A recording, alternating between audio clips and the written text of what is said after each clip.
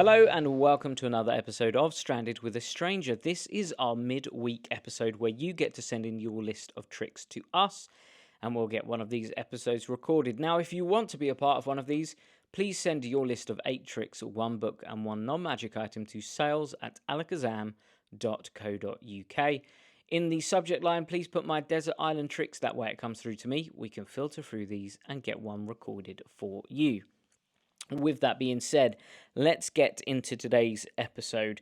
We have another stranded stranger. Now, I'll be entirely honest with you. This guest isn't an entirely stranded stranger. We do know a little bit about him, which I'll get into a bit later. Most notably, his name is Darren Bane, and any Alakazam customers know we have a trick called Bane. Unfortunately, Darren liked the trick so much that he felt the need to change his name to Darren Bane in appreciation of the trick Bane. Now, Darren will say the opposite. He will protest that we copied his name and that he deserves royalties for that. But I'm telling you now, he liked the trick so much that he changed his name. So we're going to get into Darren's tricks. But before we do, he's given us a little biography. Here's what Darren says. I was born at a very early age and have stubbornly refused to grow up since. I was the eldest of 3 boys and still am. I was educated in South Bristol, where schooling was less fully comprehensive and more third-party fire and theft. I fulfilled my early ambitions of becoming a journalist and did that for 12 years before going straight and becoming an award-winning police press officer for another 12 years. I now work for a public relations agency. My claims to fame are being caught speeding in a Citroen 2CV, it is possible, having a Guinness World Record certificate for organising almost single-handedly and taking part in what was for 1 year the longest single-field hockey match in history, and being required to act as a decoy for Jason Donovan in order to help him safely flee from thousands of lustful young fans after a performance at the Radio 1 Roadshow. What a strange thing to have done.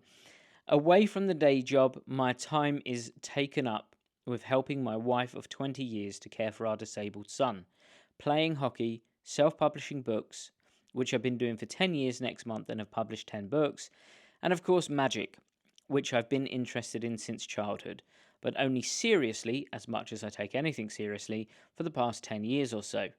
Real life and my other time-consuming hobbies has restricted the amount of time I can commit to magic, which is why I'm very behind where I'd hoped to be at this time. I'm a huge Doctor Who fan, and I also like roller coasters and have a reputation for having a love for pitiful puns. Who doesn't? And I have not yet lived in the south of west of England all my life. What an interesting life and career that you've had, Darren. All the way from becoming a journalist, and then working as a police press officer, and now obviously public relations. It really sounds like a super interesting job. Now, at the very beginning, I mentioned knowing a little bit about Darren. That's because I actually have one of his books, which is Wicked Tongue. Now, as you would anticipate from someone who worked with the police, it is a crime book. So if you want to read Darren's books, please do support him. Head to Amazon, type in Darren Bane, Darren Bane. I've got Wicked Tongue, but he does have, as he just mentioned, 10 books for you to check out. And I've double checked, there are even Kindle versions, so you don't even have to wait. You can just get going straight away. So do go check them out and support Darren. But with that being said, let's get on to Darren's 8 tricks. In the first position, he has Screen Test Pro by Steve Dimmer. He says, I love cinema and have multiple movie-related tricks, but if I had to choose just one, it would be this one, as it's easy to do and is hands-off, so it gets good reactions. Absolutely, Screen Test is such a wonderful trick, and whenever you mention films, everyone has a favourite film, everyone talks about Netflix, everyone even talks about films that they don't like, so it's always a super commercial topic for magic.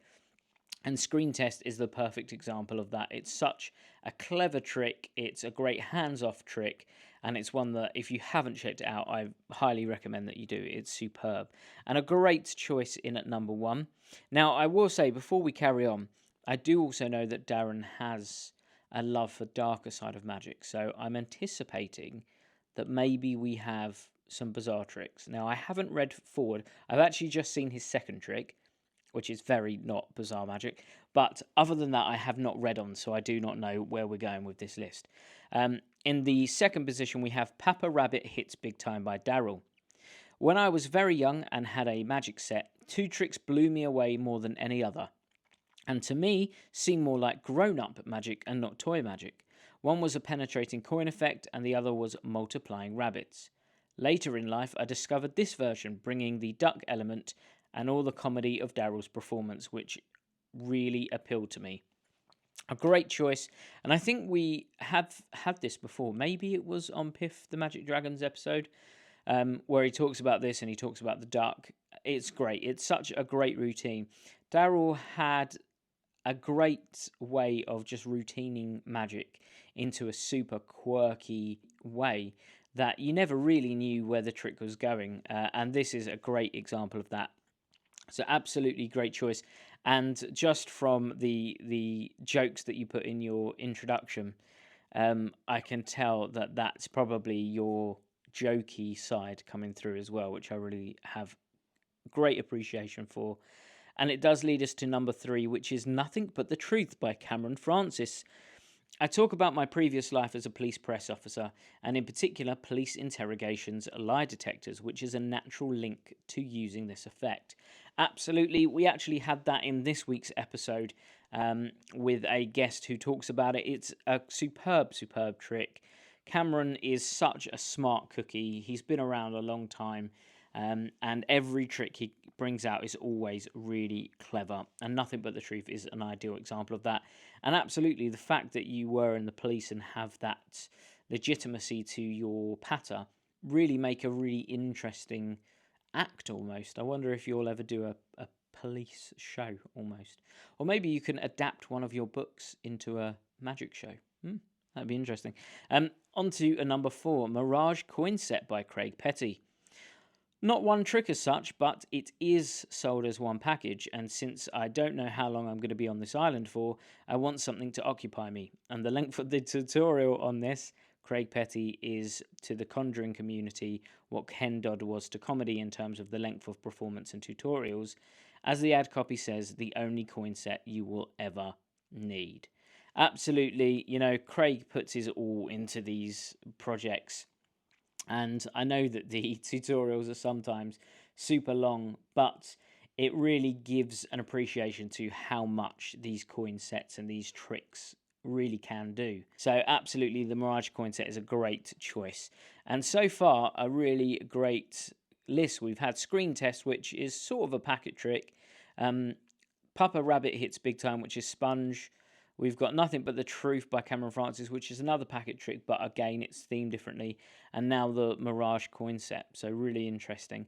And it does take us to number 5, which is Dead Man's Hand by Matthew Wright and Mark Bennett.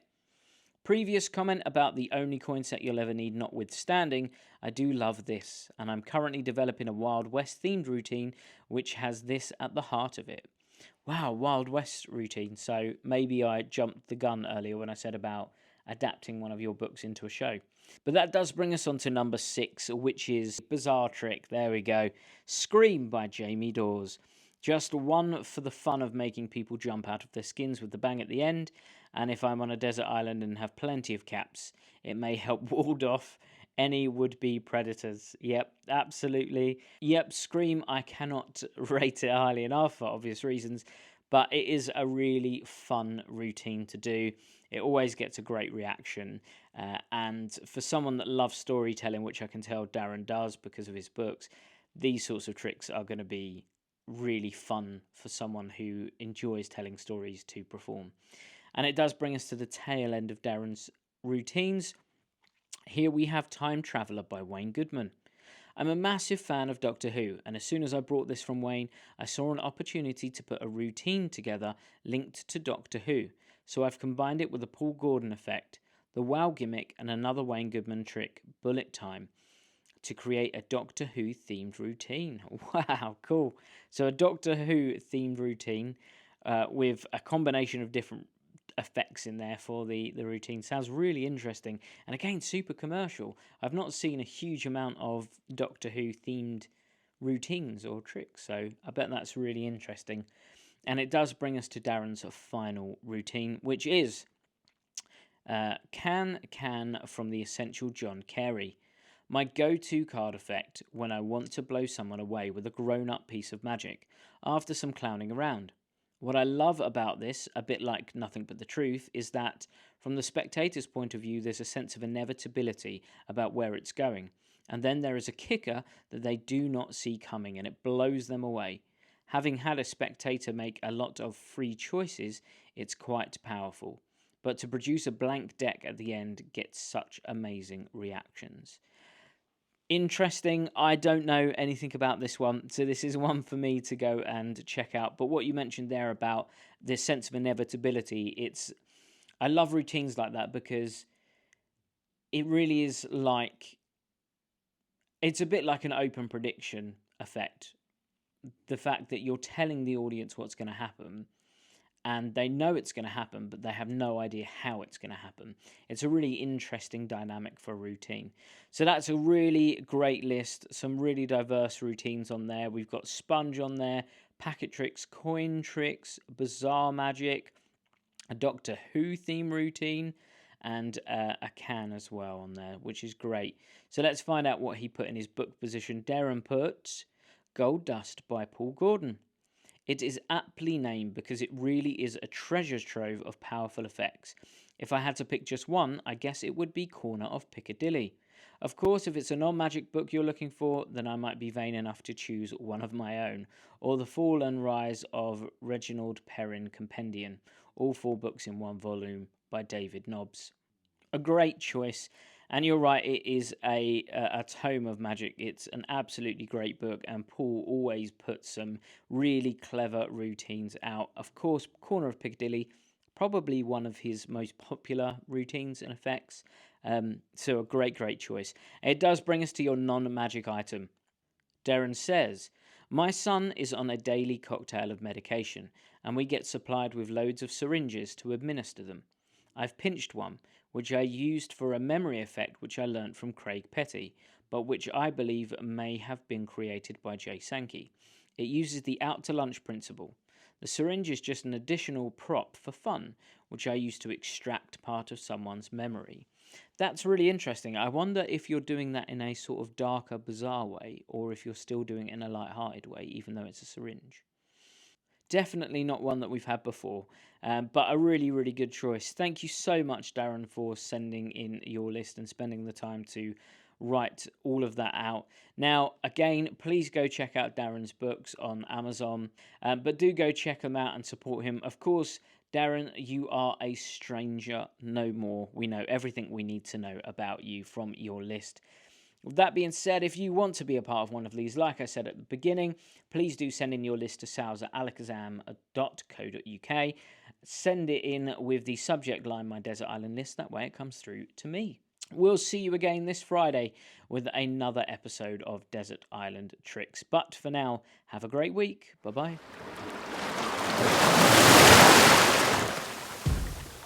When I perform at gigs, I look at effects that tick these 3 boxes. Is it super strong and powerful? Yes. Will it last with your spectators for a lifetime? Absolutely. And does it leave them with a souvenir that perfectly captures the moment of magic? If that all sounds exactly what you're after, look no further than the liquid forks. These forks have been custom designed to be able to bend right in front of your spectators' eyes.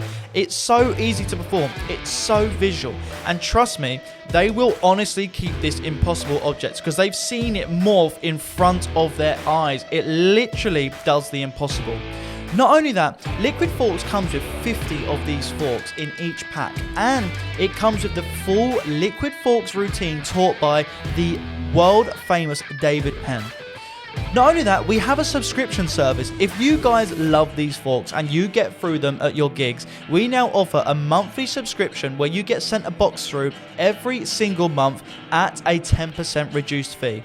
Like I said, you guys are going to be loving these. You're going to be performing them every chance you can. Trust me, the reactions are second to none. So guys, head over to alakazam.co.uk, pick up a set of liquid forks. You will not regret it. Easy to do. Leaves them with a killer souvenir. And to be honest with you, it's not cards, it's not coins, it's not mentalism. It's something beyond belief. Check it out now, guys, the liquid forks.